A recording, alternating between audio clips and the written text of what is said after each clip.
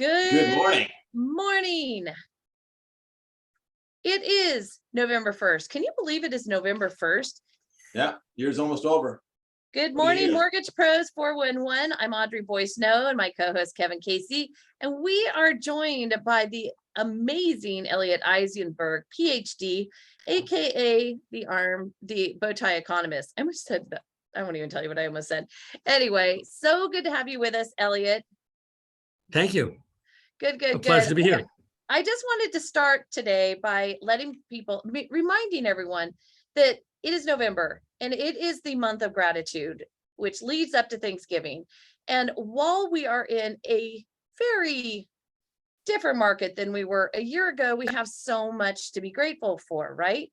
So make sure that you're being grateful for the fact that we made it through the pandemic with full employment, making more money than we'd ever made before, that most of us know that we are not supposed to buy Ferraris when we are making more money than we've ever made in our entire life, because today happens, and focus on relationships, not on transactions.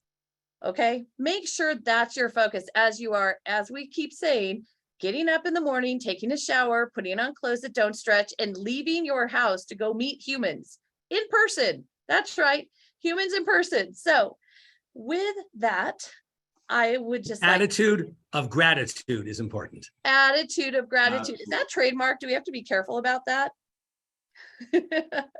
All right. So we have a lot of ground to cover. I'm fairly certain we're going to run out of time before we run out of content yet again. So thank you to everyone for joining us. A reminder, we have a YouTube page. That's right. Mortgage Pros 411 on YouTube.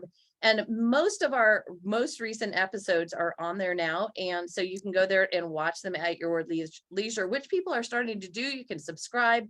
We also have a website person who is upgrading the website as we speak, literally, so that you will be able to go in and register for the show and see who the upcoming speakers are, and a link to the YouTube channel and a few other things that might be useful, which God bless all of you for hanging in there while we got through the grind of trying to figure all that back end stuff out. Who knew it was so hard, right? I didn't think it was hard at all, but no. You know what? You just pipe down over there, buddy. You just sit there and look good while we figure it all out.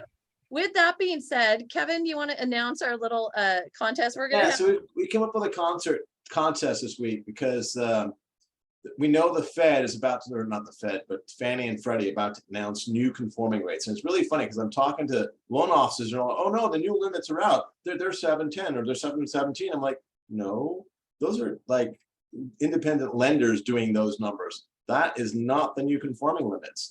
So we're having a contest to see who can guess what the new conforming limits are going to be. And it's not that hard to guess, actually, if you're smart about it.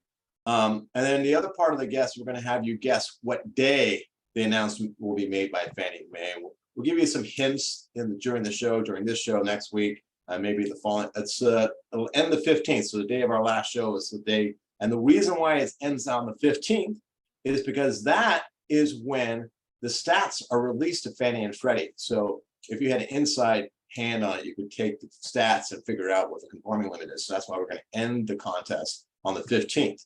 And then Fannie and Freddie usually come out with the new limits. Right around... Whoa. Don't say it. That's one of the questions. I'm not going to say it. Our contest is when right around the end of the month. All right. Well, there it is. Figure it out. It's a tie-breaking question. All right. You have to get the rate, the number right, and the date right for the date. You have to. Can you go over on the amount of money, or is it like the Price is Right rules? Oh, I think we're going to have to see how the data starts rolling. We'll update as we go. See how smart our audience is. Some people, have already have a good feel for it, and some people no. Yeah, but do participate. It'll be fun. There will be a little prize for the people who get. I don't know. We'll either do it. If somebody gets it right on the money, that's awesome. But whoever's closest. It's not going to be terribly hard. I figured out there's only about maybe 500 on the extreme possible answers. So it's not out of the world that someone's going to get it. It's easier than winning the lottery. Is that what you're saying? Yeah, a lot easier than winning the lottery. It is $1.2 billion right now, I believe. Yeah, $1.2 billion. That's exactly right. You know, it's funny. I don't play the lotto when it gets this big. It also isn't that much money. If you take the lump sum, it's half as much. Half And of then there's that, and the taxes IRS and gets their half. I mean, how And then- would you survive on 550 On million? 400 million, That it's a would whole be different tough. story. So, man. all right, let's Yeah. take a dive into this. And Wait, John, before you go, I gotta tell people how they can do the contest. oh, thank you. Yeah.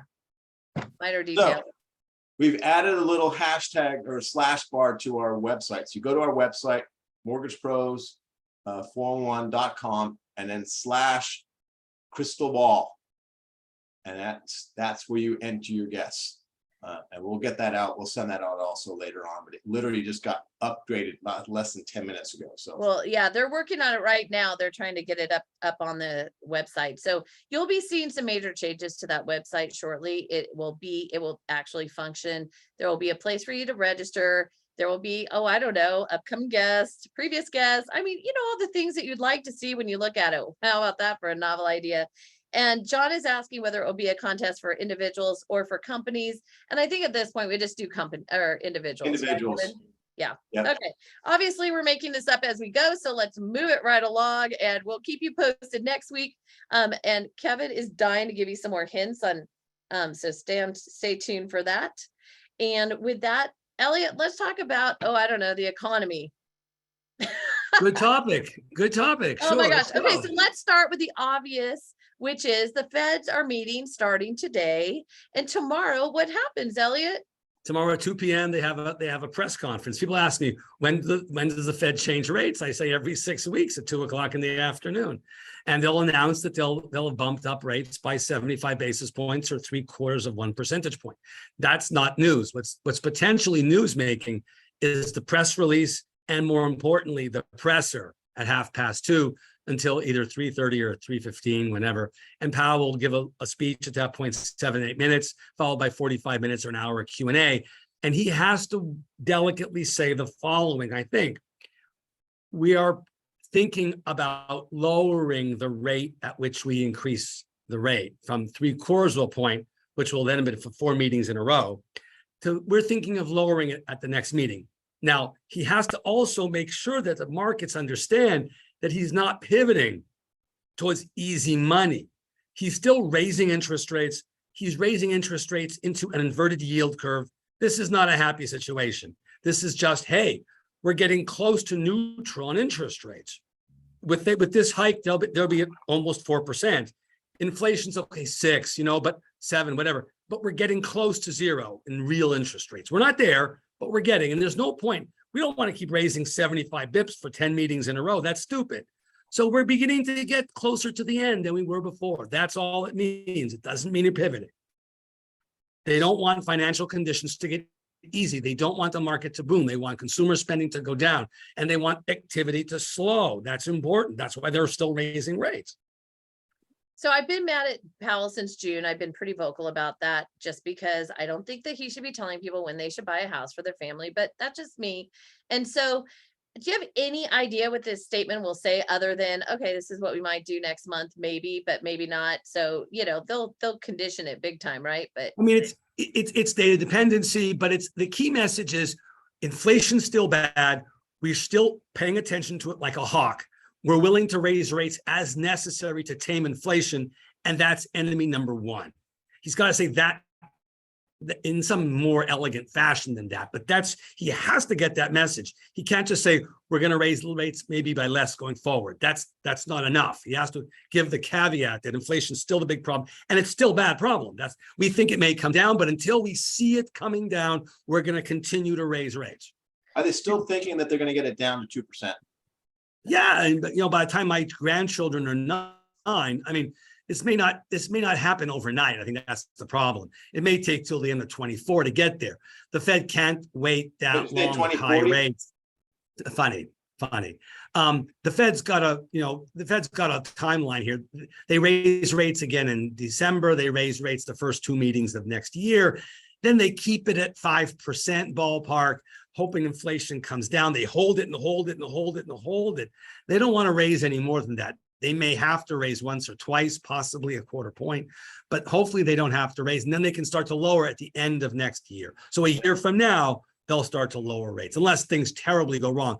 It's possible they will, I mean, liquidity could dry up in the treasury market. You know, things go wrong. In 19, when they were reducing the size of their balance sheet, suddenly things went wrong and they stopped. So I mean, the Fed will raise rates until something breaks. And we don't know what will break. Like Britain almost broke because of their stupidity. Congress could break it conceivably with a debt ceiling fight that becomes serious. And the markets aren't going to be happy with that now. So I don't think Congress will do it, but they could do that. That could be a problem. So that could force the Fed to swoop in and lower rates. Pardon me? I said there could be peace in Ukraine. That would help a little bit also. That Not likely, but who knows? Yeah, that war could go either way. Yeah, it could help or hinder. Absolutely. I mean, the food problem now with Russia not abiding by the food deal, that's not a good thing. My 19-year-old called Liz Truss in the Britain situation the day she was voted in office. He called it. And so I was laughing when she was removed. Yeah. I mean, he's a little bright. So anyway, okay. So that is the Fed right now. And I'm curious, so do they have any coordination whatsoever on their messaging from the different Fed, the 12 different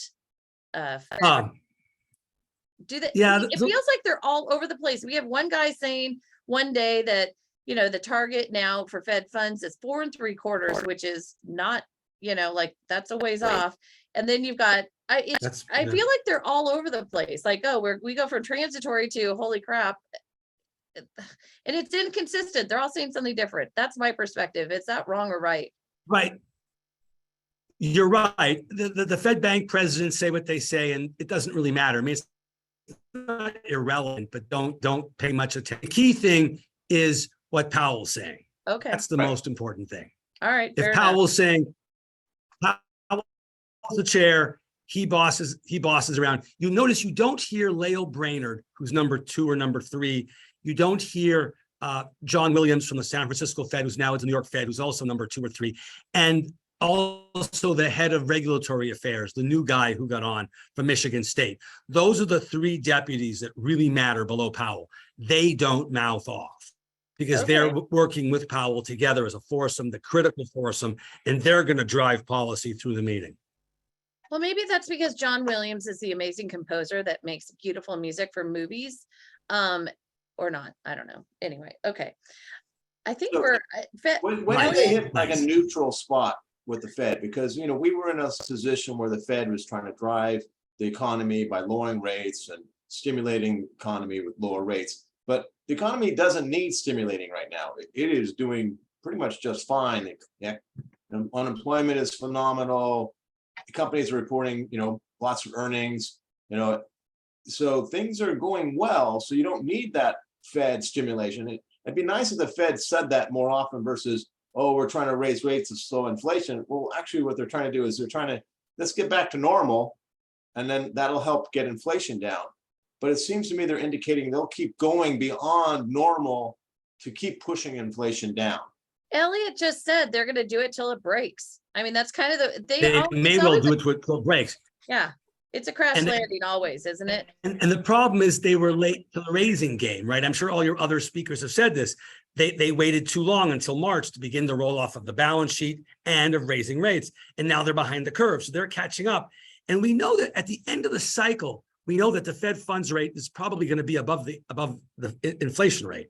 So we got to see the Fed rate go up to 5, 5.25. We're going to see inflation coming down from 7 to 6 to 5, hopefully in the next 3, 4, 5 months, so that we end up in a situation where the Fed funds rate is in fact above the inflation rate. But the Fed's got to cool the economy down. There's no question. It's too hot right now. Unemployment's so super low. Job growth remains strong, even with the higher rates. Now, it takes time to have the rates have an effect. We'll get there eventually. There's no question. All right, so just hang on to your boots. But it may take longer. I mean, household balance sheets are in pretty good shape. Savings rates are pretty big. We still have 1.7 trillion or 6 trillion above and beyond the trend that would have been had there been no COVID. Firms have fixed their balance sheets by refinancing their debt. So we walk into this in a stronger position. Therefore, we can withstand some of these hikes better than we could have in the past. And that prolongs the pain and delays when the recession actually hits and when they finally raise the rates high enough. Gotcha. All right. So let's talk about rates for a second. So there are continual forecasts for recession, which we just got Q3 first glance at their GDP estimates, and they were positive after 2 negative quarters of GDP. And so what does all that mean when we're talking about, are we in a recession? Are we not in a recession? We know that National Bureau of Economic Research, do I have that right now?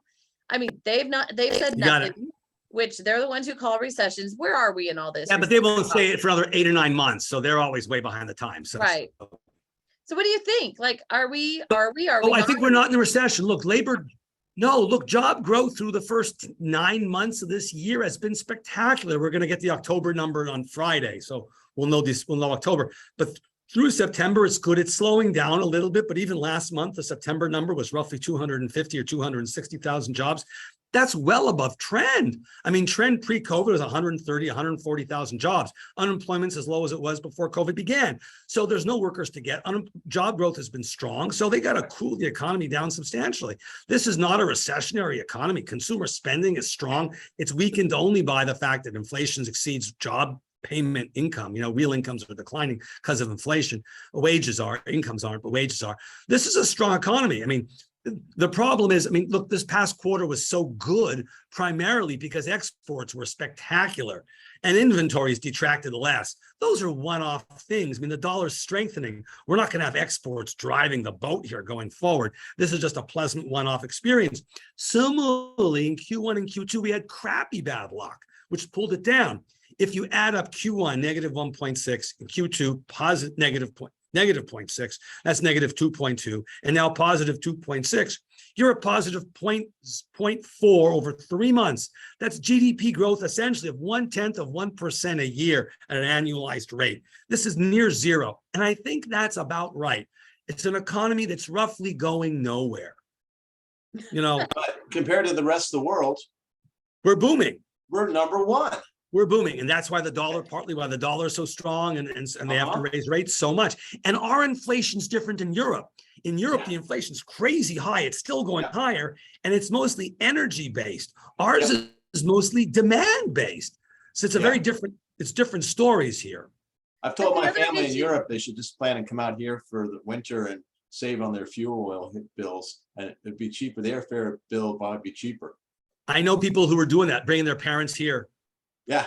Kevin keeps telling his Irish relatives they should come visit him. So I would just like to say, though, that it has been interesting to watch the European Bank raise their benchmark rates, because all of a sudden they're doing that. And what we have to remember in the US is how lucky we are that we have 30-year fixed mortgages, because ours are staying the same while their mortgages, every time they bump their rates, their mortgage rates are going to the pocketbook. So tell us about that and what that's going to do potentially. So there's a couple things going on that are really negative in Canada as well. Canada, England, Australia, New Zealand, Sweden, maybe one or two more that I can't remember offhand. It's a combination of high household debt, high house price appreciation over the last couple of years, and variable rates. And that's a very bad combination. So these countries are likely to experience some very negative housing shocks, really negative housing shocks that we're by and large not going to have. Some people have arms that they bought last year accidentally or something, but 95% of mortgages here in the States are fixed rate 30-year mortgages. So it hurts future home buyers, or they're not going to buy a home or whatever, but existing homeowners don't have a shock here. So, and our home prices didn't go up as much as other countries like Australia, New Zealand, Canada, their house prices went up more. So we're relatively better off as a result. Again, low household indebtedness compared to 10, 12 years ago, we're down. Mortgage rates are fixed. Household balance sheets are in pretty good shape. We could have some mild trauma, but nothing resembling what's going to happen in those countries.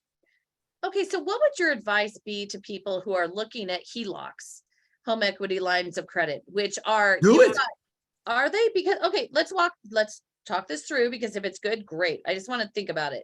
We're at 6.25 on the prime rate right now, right? So let's assume that tomorrow it's 7%, right? And then you got a margin potentially on top of that. So at what point, I know it's all a math problem, but at what point does depending on the loan amount, you've got to do the math on whether it makes sense to do a HELOC versus keeping your 2.5. But you've got to keep the thing behind the HELOC is you get to keep your 2 7/8 mortgage. Yes. That's the critical thing. So if you have a 2 7/8 or 3 1/8 or 4 or 4 1/4 or 5, and you want to borrow an extra $50,000 or $60,000 or $70,000 to buy a car, put your kid through college, whatever it is, get the HELOC. Don't get rid of your street. The key thing is to hold your first mortgage. That's the key thing. Whatever you've got to do to keep that, do whatever it is. And the HELOC is a way to do. But there is a tipping point. There is a tipping point in there where if you're borrowing a large amount of money for any length of time, then maybe if you're potential, I was talking to my friend who underwrites for a credit union, and she said she's underwriting HELOCs at like almost 10%. Okay, if you got $200,000 on a HELOC, you know what I mean? It's a math problem. Remember that. And your first mortgage, if your first mortgage is small and your second mortgage is big, and your second mortgage is a high rate, okay, then refi the whole thing. Yes, for sure. Or if your client or if your borrowers can't handle big increases in their HELOC over time. And the other thing too is really watch to make sure that lenders aren't starting to shut them down if we start to see prices come down a little bit and they freak out like they did in 08. Yeah, HELOCs have the other thing is, they cap around 18%. Yeah, that's an ugly, awful cap if you're at a loan amount, right? But the other thing is, if you have the great mortgage and you get a HELOC, then in 2 years rates fall, then you refi the whole thing into a new mortgage. Okay, so let's talk about rates falling. How's that going to look? What is that going to be? Come on, get your crystal ball out, Betty. So I think rates start to fall middle of next year. Like June? Yeah, what happens, remember, there's weird things going on. First is that the 10-year treasury is going up. And as that goes up, the mortgage goes up, 30-year mortgage. Fine, okay, we got that one. But now the gap between the 10-year treasury and the 30-year mortgage is really blown out. The 10-year mortgage is 4, and a 30-year mortgage now it's 7. That's almost double the historical gap. Normally it's 175 basis points or 1.75 percentage points. Now it's 3 percentage points. It's way extra because there's huge amounts of uncertainty with rates and inflation and where it's going to go, one hand. And secondly, there's refi risk.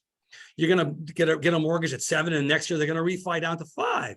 So the investors want to be protected against that. So as those things clear up, that gap should fall from 3 full percentage points down to 2 or whatever it is.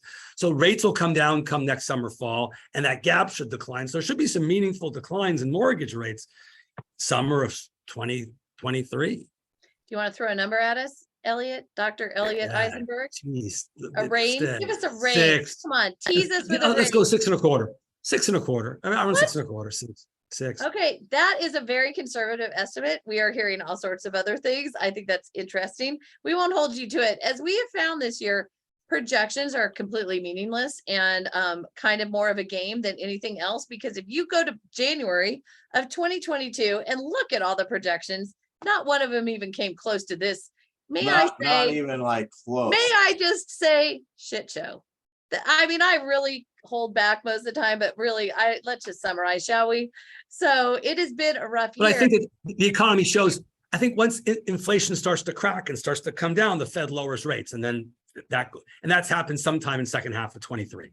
So we're hearing that the inflation numbers should start to look better after this month, right? Because now we're going to be replacing last year's, better numbers, or the numbers are going to flip. Like what I mean? So I do. Do you think that's things should imminent? get better? Okay. I can tell you why it's imminent. I mean, for example, rents are a huge chunk of CPI, and rent prices are coming down. They're declining now. They've been up for a long time. In the last couple of months, they're getting more negative each month. So look, that's going to feed into CPI necessarily. It takes 6 or 7 months because of the way the index is constructed. And there's food prices or energy prices are coming down, goods prices. But yet, despite all this obviousness of this, the fact is the last year, everyone's got their inflation numbers wrong. The Fed got them wrong. Everybody else, banks, everybody got them wrong. So the Fed's now saying, look, I don't care what you think is going to happen to inflation. All I care about is what inflation's doing. They're now looking at the data itself and not looking at expectations or models or anything. It's all out the window. They've been burned so badly. Yeah. It doesn't matter what we think. The Fed's it's not responding to anything about what their own people think out the window. Yeah. Okay. So I thought this was interesting. Do you know that there's talk 24% of new home sales are being canceled right now? Guess what it was a year ago? I thought this was fascinating. A year ago, at COVID, at the beginning of COVID, 15% or 16% of contracts. So in the hottest market ever, 15% of contracts canceled. I did not know that number. And so I think it's interesting. So yeah, they're up a little, but Kevin and I have talked about a deal that he had where some buyers were going to buy a place and they were going to, and then they did some inspections, discovered there was mold in the air conditioning unit. And a year ago, their clients would have bought that place and they would have found out that there was mold in the air conditioning unit when somebody got sick, right? Or there, it would have been a real issue. And so right now, the big conversation is, do we buy now or do we wait? So if you were going to answer that question, what are your thoughts on that? So a little bit depends, but if you're selling a house, let's say you're moving from, town A to town B in the valley, somewhere in Silicon Valley or anywhere, it doesn't matter. I buy, because when house prices come down, the gap between the cheaper house and the more expensive house shrinks. So you're better off buying when things improve, the gap widens, you have to finance more. So if you're selling a house to move next door to a bigger house, just do it and get on with the show. Good time to do Just it. sell them at the same time. You're not taking any real arbitrage risk. So you're fine. Do it. Get on with your life. If you've just had triplets and are living in a one-bedroom apartment, get on with your life and buy a bigger place and refinance down in 2 years. Don't think this rate's never going to come down. Paul Volcker, as chair, when he raised rates to 21%, he then lowered rates by 1,200 basis points. Rates go up and they come down. This is not a permanent up there forever phenomena. Right. So if you can afford it, just get on with the show, buy the house. If you're paying cash, you don't care. If your mortgage is small, you don't really care either. So there are a lot of reasons not to care that rates are up. Okay, let's say you're 75 and you want to live in a nice house for the next 20 years. What are you waiting for? Get on with the show. You want your life to go on. Well, the other thing too is, we have landlords who are telling their tenants that they've got to get out. So some people have no choice. And so this hesitation, but it is hard to, it's hard to go from, okay, yeah, your rate is 3%. Yeah, now you're not having to pay $500,000 over asking. That's a plush. Like, you got to make sure you weigh all of this. But a lot of LOs are locked into this low rate mentality. So they get stuck, which helps their clients be stuck. So I heard of a situation recently where you've got an LO who's telling these buyers not to buy a place. Well, they just found a place really close to the school that their children go to who are special needs. And they have to move by January 1st because their landlord's telling them to. There are a million reasons, but the LO got stuck on the rate. And we have to get ourselves out of that mentality so that we can help our clients do what they need to do and then prepare for the future, right? Remember, at the worst markets, if you look at the worst of the housing bust or the months of COVID, April, May, June 2020, when things were terrible, those sales are roughly 4 million units annualized basis on a monthly annualized basis, right? So you're still getting decent numbers. Okay, it's not 6 million. I get it. It's down by a third. I understand.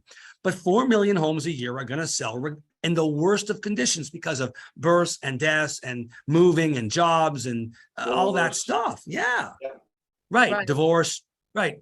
So as a loan officers, you got to be aware that there's, and people refi too. They have to refi for one reason or another. They're buying, they have to put 3 triplets through college. They have no choice. Okay. So we have an offline comment from somebody but I got to read it because it's kind of funny. Audrey, quit riding the good doctor like a rented mule. Forecast. No one remembers them right or wrong. Oh my God. So just for the record, Elliot and I are friends. And so it is my job and pleasure to ride him like a rented mule. And I do so as often as I possibly can. With that being said, we're trying to help people understand the market that we are in at the moment. And so with that, we're looking for tools that we can use to get our own minds out of this mindset, which is not healthy and not helpful to the borrowers, right? The single most important thing to look at the housing market now from a buyer side is inventory. Traditionally, low inventories like we have now were always indicative of a very strong market. And inventories nationally are 3.2 months or 3.3, whatever NAR says they are. And that was historically a super, super low rate. And now inventory hasn't increased very much, and yet prices are now declining. Right. Because inventory is not telling us what it used to tell, because there's lock-in. Lock-in's the single biggest problem that we face.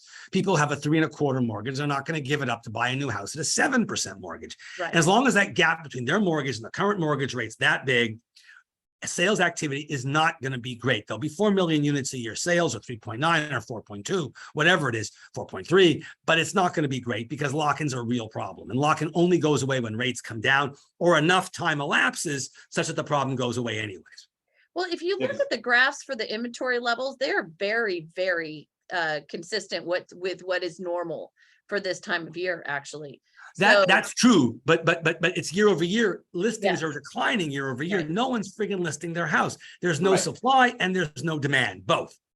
That's why you can have price declines right now nationally. Case-Shiller last month declined almost 1 full percentage point month over month. This was the worst market since 2008, even though inventory's at 3 months.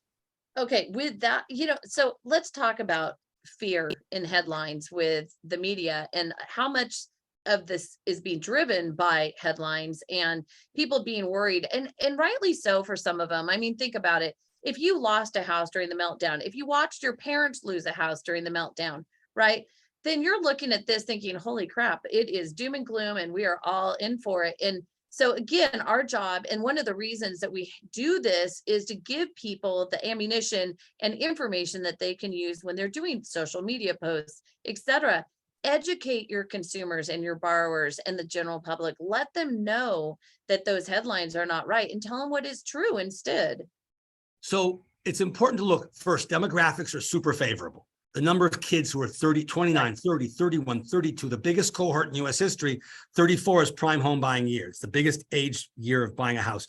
These folks are aging into home buying. So demographics for the next 5-10 years is glorious, number one. Number two, vacancies in apartments are very low, and apartment rents until recently were going up very rapidly.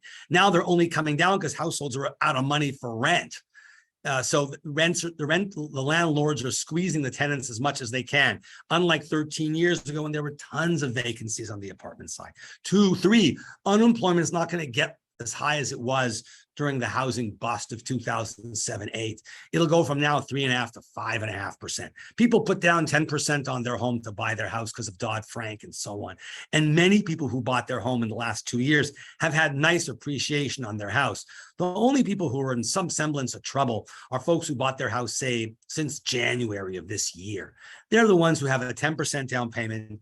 Maybe the house has dropped a few percentage points since they bought it. They're still probably positive, but not a lot.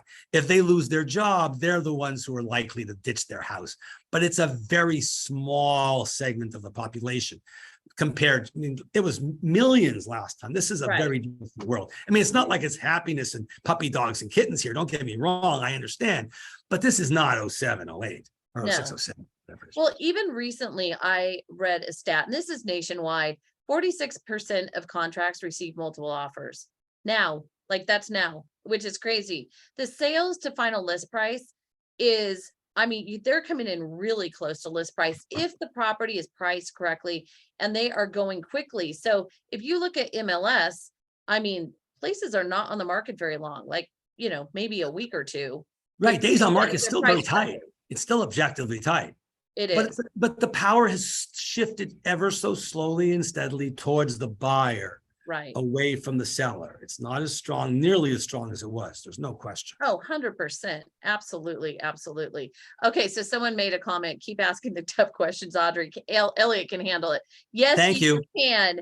Yes, you can. No, but I got a tough question for you. Okay, go, Kevin. You always talk about GDP and what makes up GDP. So we've got, consumer spending, corporate spending, government spending, imports, exports. Yeah, and nice. In a normal year compared to how we are now, what is different?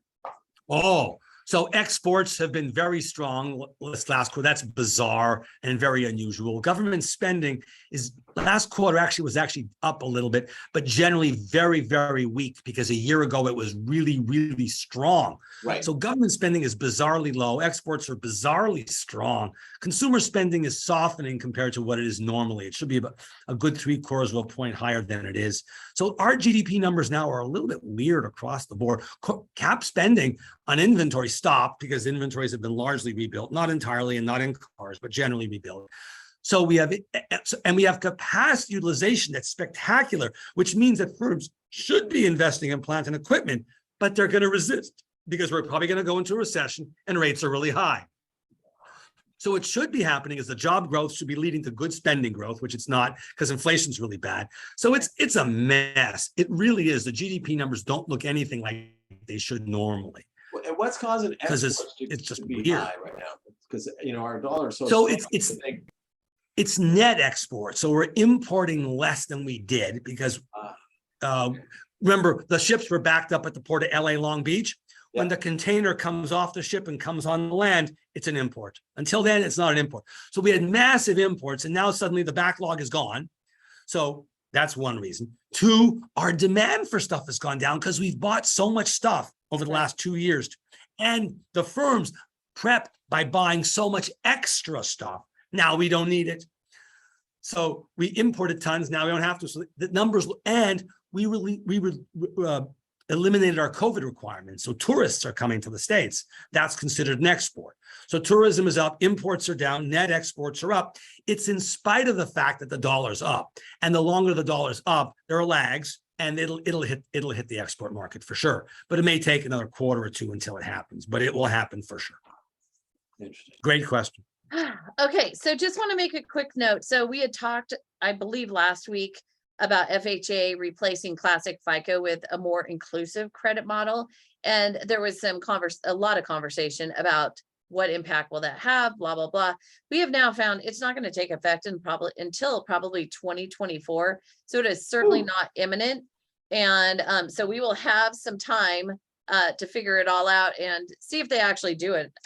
Who knows? But I was thinking how that would affect your utility rates, because when a company reports the stuff, they pay for that. And if you're requiring utilities now pay for it, well, that's going to be reflected in the utility bills, which they try to keep down. Welcome into the mind of Mr. Kevin Casey. I like that literally never occurred to me. So, but I mean, there's something to that, right? Like, I guess how much does it cost to report to the bureaus? And by the way, what about the person with an 805 credit score who's always paid his credit cards perfectly, paid them off, everything's groovy, but he's like, whatever on the utilities. Now all of a sudden what we were told, or what I've read so far directly from the bureau in question, was that it wouldn't impact the credit score. Now, I don't know how they're going to do this. Supposedly it would be a separate page on the credit report that would say, here are the utilities, this is how they're paid. I don't know. I think there's a lot to be worked out still at this point. So we'll see how it all boils down, but holy guacamole, right? More information is better objectively. You want to get rounded information. Not always. Oh, says the Economist. Yeah, not always, less Dr. information Eisenberg. with the loan through. Yeah, trust me, there are times in the loan business where less is more. I'm sure it is. No, I understand that, but you want to get go wrong. Okay, someone made the comment, they'll likely see collections of utilities go up so they can offset the reporting costs. That is fair, right? I mean, yeah. Yeah, that would do it. Yeah. And then we'll have the CFPB step in on utility collection accounts, just like they did on medical collections, and say, okay, if it's paid to a zero balance, then it won't impact it, right? Like, does it just go away then? I mean, there's so much hair on all of this stuff. It's crazy. X plus Y does not necessarily equal some real number. Yeah. Hey, Elliot, I got a question for you on other mortgage companies. We lost I don't know if we lost them completely, but Finance of America closed down several of their branches. And we're hearing rumblings of other companies kind of on the brink of where the mortgage banks are having problems right now is where they can't sell their books. That they made a loan at 6%, and now rates are at 8%, and they're stuck with a 6%, and they need to sell it because they need to be able to make more loans. But Right. now, rates are 0.25% higher, so that means that the balance that they can sell it for is going to be almost 0.25% lower. So it's and that's a huge hit. You can and we're seeing companies that are taking these big hits and they can't ride it out. They're scrambling how to fix it here and there with patches. But long term, if rates keep going up, we're going to lose more mortgage banks. Yeah, I don't think rates go up much more. I mean, inflation looks to be getting close to its peak level here. So we shouldn't be terribly surprised by what inflation does, maybe another month or two, but we're kind of towards the end here of this process. So that should make things better. Europe's a different story, but here, I think we're way near the peak, if not there already. We're close. Now, you're also seeing it. The peak, and then how much more longer than the pivot? And then it could stay a while. It could stay there for 6 months. You also see it with the investment banks. They've lent money to Elon Musk, for example, to buy Twitter, and a couple other big deals went through, and they're stuck holding on to this cheaper paper that they promised, and they can't get rid of it now. So there's a bunch of stranded debt floating around all over the place now. I would just like to say, because we do hear a lot of rumblings about what's going on. And the industry has to shrink. It has to shrink. Yeah. So we're hearing a lot of rumblings. I would just say, if you are being quoted a non-QM loan that is close to a conforming loan rate, run for your life. Don't lock it in and think it's going to be there when you close. It may not be.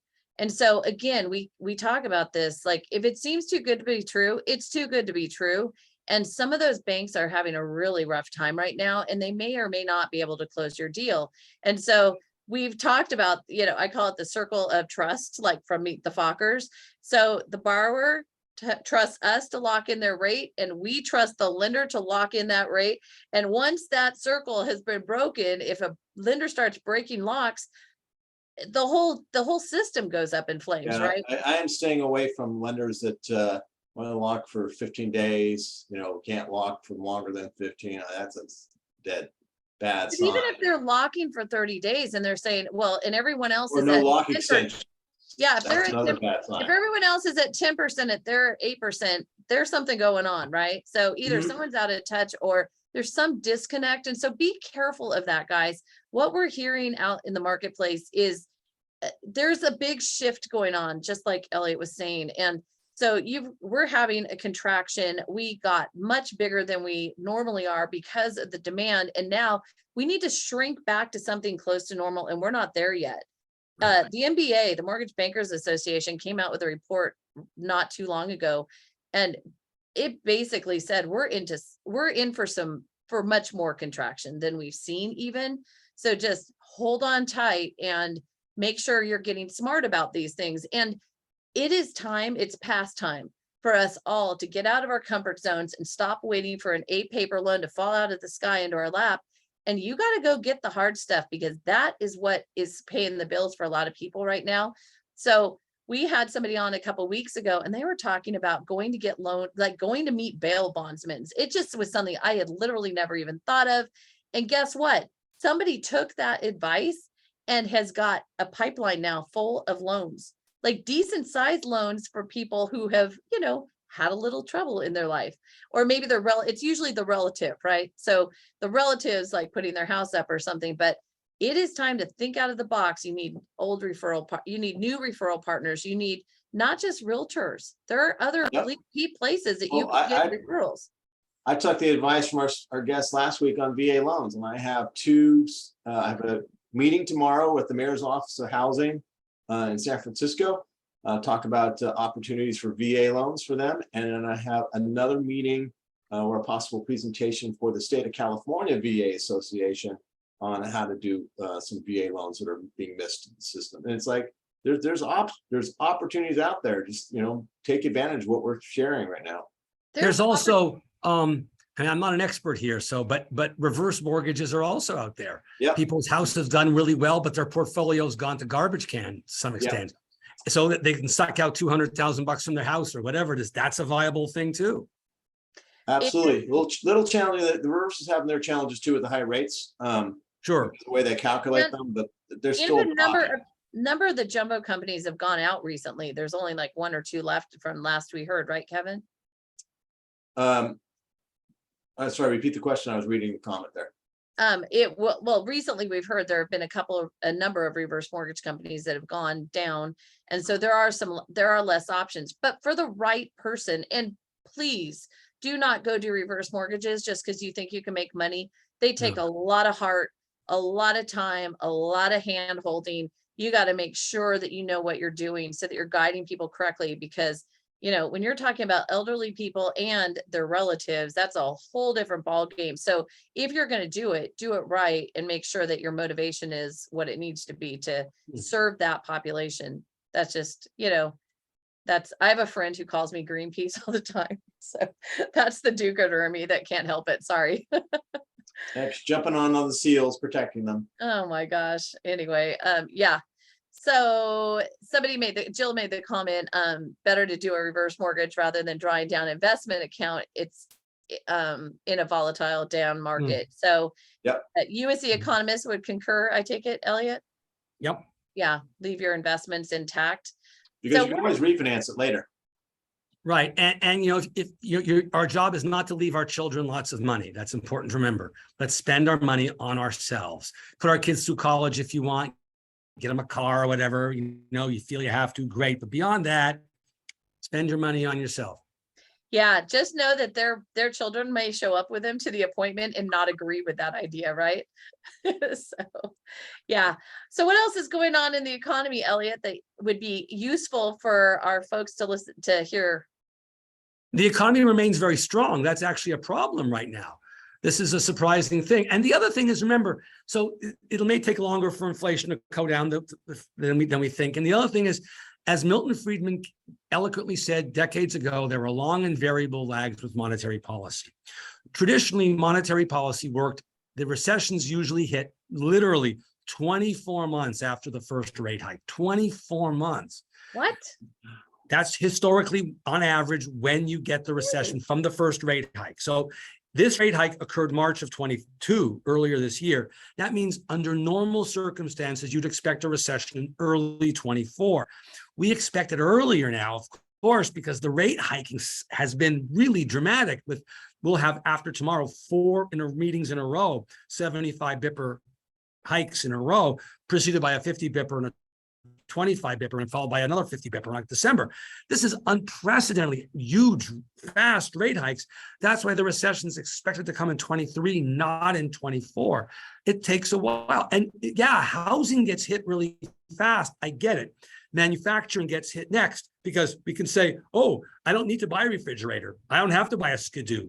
I don't have to buy a snow machine or Sea-Doo or whatever. I can hold off. And that's why manufacturing is now on the verge. And next month, we're going to get data showing manufacturing in recession. So home building, home sales, and manufacturing are all in recession at this point. The recession will come. It's unless the shooting war in Europe stops and China changes policies and whatever.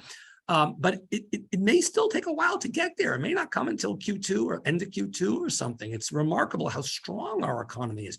Job growth should remain positive through the end of 22.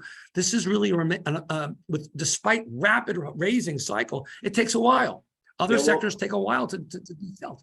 And job growth is always a problem because employers are hesitant to let people go because they know how hard it is to replace them when they need them. Right. And it's always a real lag. It's like the last thing you do as an employer is you let people go. Employers will hold on to employees longer than they should, only because they think, okay, if the economy turns around real soon, then I'm better off having kept these people versus if I let these people go and then now I need to hire them back, I'm in a worse position. So right. And this is exacerbating the problem. Because everyone's holding on to their employees, unemployment stays low. Therefore, the number of jobs open is very high. People quit their jobs to get other jobs because no one's letting go of their workers. That means the Fed's going to have to keep rates higher for longer. So our spending patterns are prolonging the situation. Our employment patterns for employee patterns are exacerbating the problem too. Yeah, we're all doing what's in our self-interest, but it's not good for overall economy. But that's besides the point. So the recession comes, but just because it hasn't come yet, or doesn't come early in 23 doesn't mean it's not coming. It's almost guaranteed. Yeah. Now, the other Well, and weird this- thing that's going on in the economy regarding a point, sorry, Audrey, and that is these employees that are doing two jobs at the same time for two different employers. We reported about this last week, where employers are finally catching on, and what they're doing is they're doing running a report to find out on their own employees to see if they've got another job somewhere. Well, Equifax was able to do this because they own the Work Number, but I would say it's a caution to everyone that there are ways for employers to figure out whether you're double dipping, and it is not serving people well when it is found out, right? So Yeah, I think if you do that, you better have a couple LLCs with different tax returns. well, I mean, if you even look at the mortgage industry as a whole, think about it. So we expanded because we were growing, 300% a month or something for a while there in production and what we needed to pump out. And now we're having to scale way back. But again, back to the people who got into the industry 2 years ago because they thought they could make a lot of money. Maybe not all of them need to stay, right? Because sure. Again, some of the bad advice that I'm hearing is from people who aren't experienced. And so I feel like, maybe a year ago we looked like dinosaurs, and now it actually is helpful to have been through some of these cycles. So, hold the hand of someone who wants to stay and should stay in this business, who hasn't been through a cycle, help them understand it and help them stay the course so that they're going to make it through. But the rest of them, there isn't room for everyone who wasn't here 3 years ago necessarily. Maybe, I don't know. I mean, I'm just throwing it out there. It may not be popular, but there we go. I mean, we know from MBA, right? I mean, first-time mortgage apps are down ballpark 40% year over year, something like that. And we know that the refi activity is down 85. I mean, Yeah, these numbers don't lie. I mean, this means something's got to give here.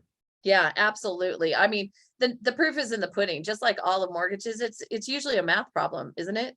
So, so we have somebody who's asking, does Elliot think we might get mortgage rates below 5% in the next couple of years, or are we safe in expecting around 6% for the foreseeable future? Oh, Well, okay, wait. She said I meant in the mid-low fives. Mid-low fives in a couple of years? Yeah, probably, because the Fed's not going to keep rates at 5% yet. I mean, they're going to get to 5 by February or March of 23, and then they'll wait, and then they'll start to lower, and they'll fall by a couple 100 points. So the fall of a couple 100 points will automatically reduce the 30-year Treasury, and that gap will return to close the 30-year Treasury 10-year mortgage rate will come back to its roughly 1.75, 1.85 historical level. So those point to, yes, it should happen, but hey, whoa. Markets make us all look stupid. Right. Hey, I read that the California had edged out, was it Germany? And now is number 4 economy in the world. Did you read that? I did not see that. I saw different articles on it, and it's either California has just surpassed Germany, or it will surpass Germany soon, one or the other. But yeah, and remarkable. So I thought it's been a while coming. As you can see the trend, it's like, okay, these countries. But are going 6-7 years ago, Germany was much bigger than California. You've been on a good roll. You've been on a bad one. We were number 7, and now we're number 4. Well, I also think it's very interesting in the face of this exodus supposedly that's happened over the last few years, which I don't think has been quite what it was played up to be. I mean, in terms of actual numbers of people actually leaving California, because there's always coming and going, right? That's the net. On net, you're not growing or shrinking. It's tiny, like 10 or 20,000. It's meaningless in a 40 million, 39.9 million population. So, and moreover, you're also getting richer. The people who are moving in are the high income people. People who are moving out are middle to low. Not always. There are rich people leaving too, but generally, because you're an expensive state, as a result, your GDP keeps going up, because the income per capita keeps rising. I think New York is now 7th. I'm in Florida. We're a much poorer state.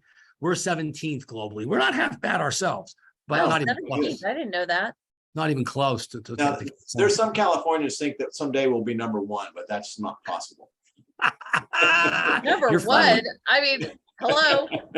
Just think that through, right? I know. That's why I said it can't be possible. 4 is as high as you can get, because Japan is simply much, much bigger industrialized country. There's no way, right? 4 is, if you can keep 4, that would be remarkable. But India, Brazil, these are big countries that'll be nipping at your heels here. So That's amazing that Number 3 is it England? No, Japan, No, what's number 2 then? China. Oh, China. us, China. Oh, we'll pass Japan, them up. then California. Hello. Oh my God, it's crazy, right? So congratulations to you. Yeah, we're feeling very good about that. Yeah. Not really. Like, I don't really know how to tax anything. I just I think it's our gas prices drove it all. drove it. Yeah, drove it. Exactly, drove it. Yeah, our gas price. They're not $7 a gallon anymore, Elliot. It's come down. Wow, what a relief. Yeah.